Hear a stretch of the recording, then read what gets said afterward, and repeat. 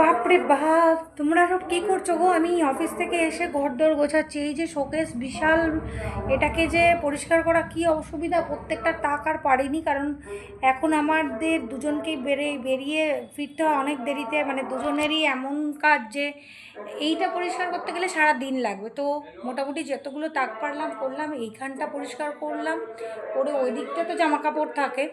তো এই একটা একটা করে করছি, ঘর, ওদিক ঘর একটু একটু করে করা ছিল, বাকি করছি। এবার ফ্রিজ করব, মানে ন্যাতা বালতি নিয়ে বসছি, ফ্রিজের পুরো কভার টভার সব পাল্টাবো।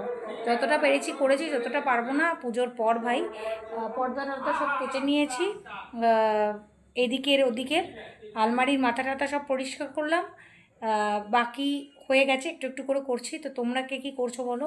একটা বিরাট হেডেক, আজকে স্যাটারডে, তাড়াতাড়ি এসে এইগুলো করছি আর কি। তো চলো টাটা, পরিষ্কার করে নিই, তারপর আবার রান্না করব। করে আজকে বেশি কিছু করব না, নিরামিষ চাউমিন করবো আর মেয়েকে একটা এগ রোল করে দেবো। চলো টাটা।